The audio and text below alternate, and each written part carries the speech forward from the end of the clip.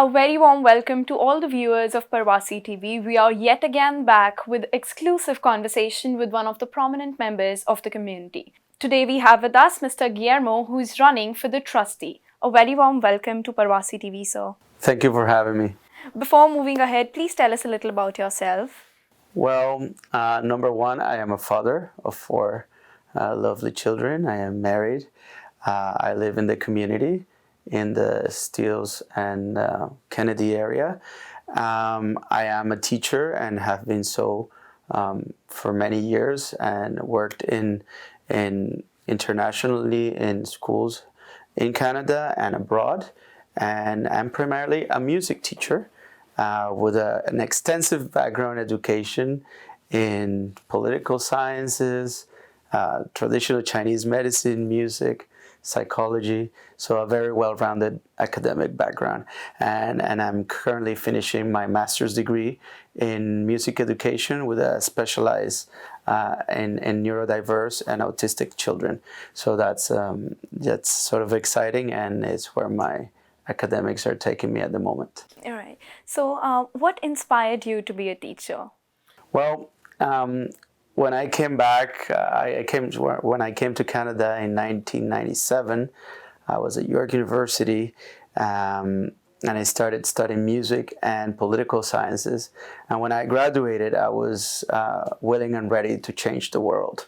In trying to do so, I hit many, let's just say, difficulties and walls and I realized that the changes were not as easy as I thought.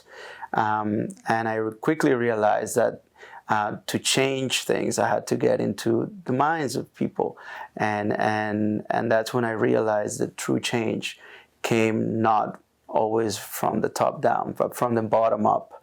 And being in my experience, I'd always liked working with children. I decided to become a teacher.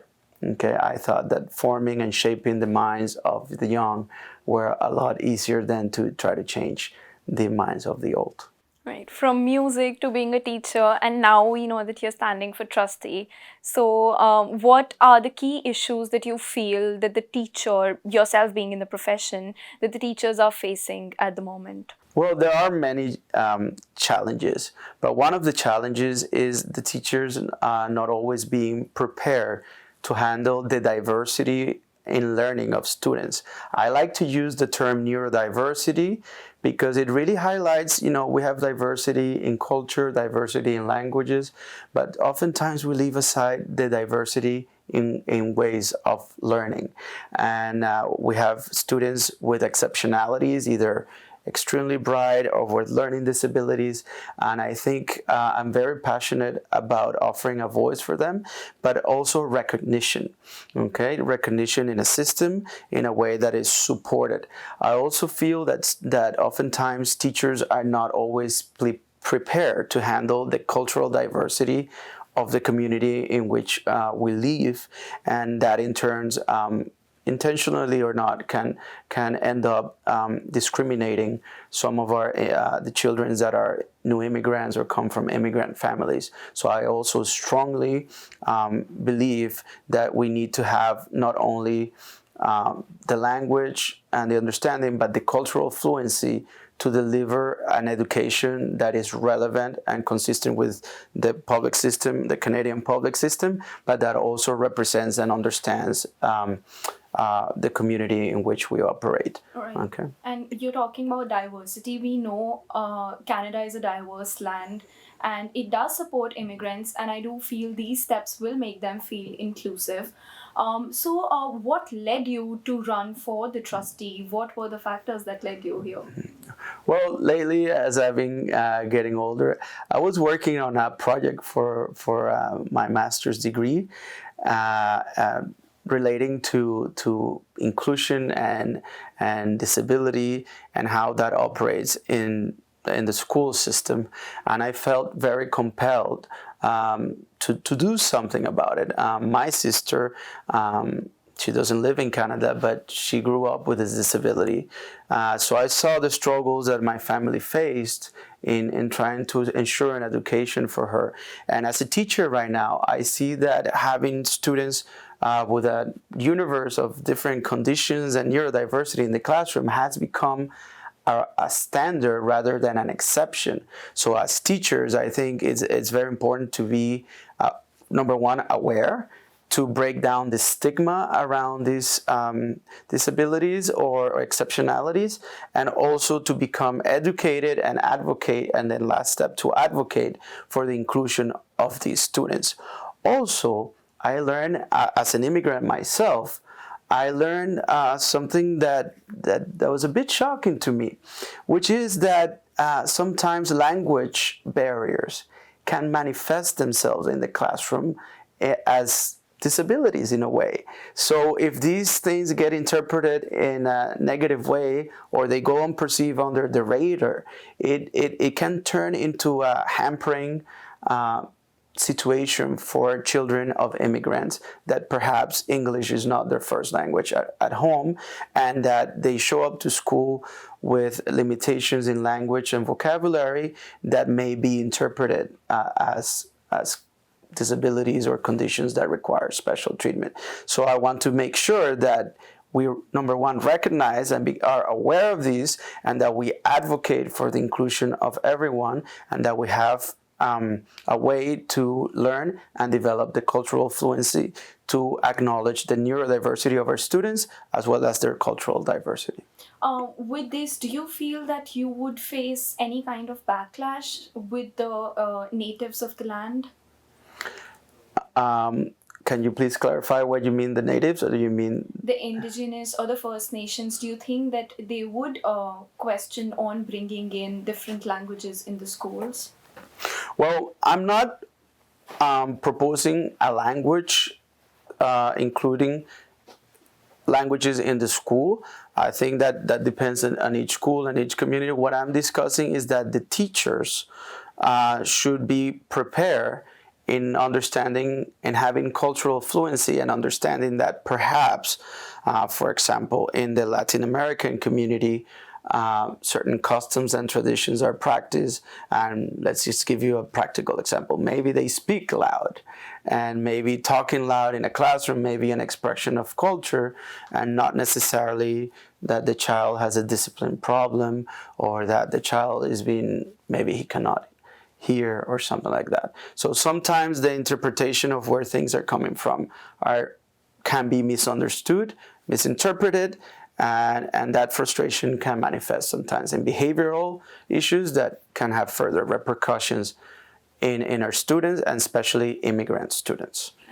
You mentioned about your sister, and you also told that you're a father of 4. So, being a parent, what challenges do you feel as a parent you have faced in your children going to schools, or have they faced any incident in particular?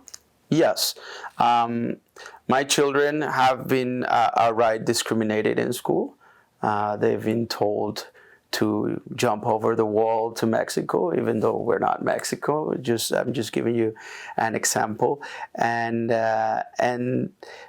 also, more practically speaking, that's talking about discrimination.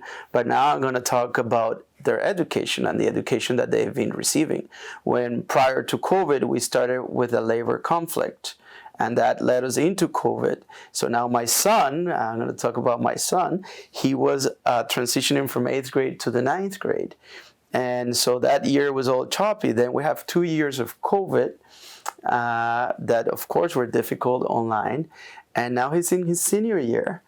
And we're at the beginning of a potential labor struggle again. So I believe, as a parent, my concern is that they have been shortchanged.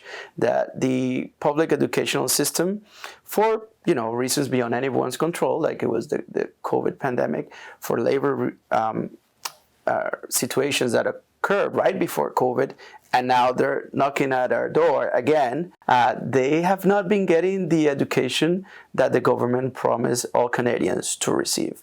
So I want to make sure that we advocate for this, because as an immigrant, we did not come here only to do trades, but we want our kids to succeed in academics, in university, and whatever their talent and their interests should lead them. We want to open doors. That's why we came here, to have wider doors and greater opportunity to succeed, opportunity to grow, opportunity to expand. And I want to make sure that all parents, all immigrant parents understand the system, know how to work within the rules of the system, and ensure and advocate for their children so that they get the education that our government in Canada promises to give our children and our families. Right. So we know that you're running for trustee. Any final message that you would like to give to the viewers? Well, all I want to say is that I am who I am. You see me right here. I'm very transparent.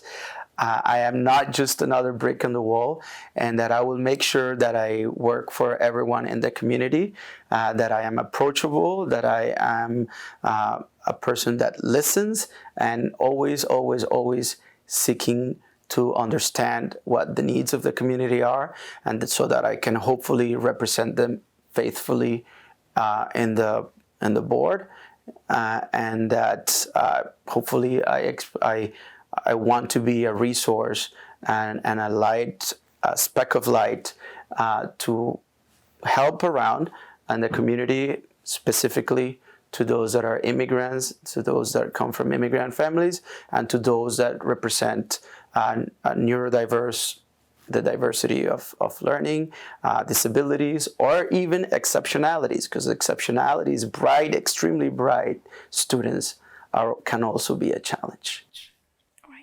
So we all know that education is one of the strongest and the most significant pillar in our society, and we hope that this interview helped you. This was it for today's interaction at Parvasi TV. See you again.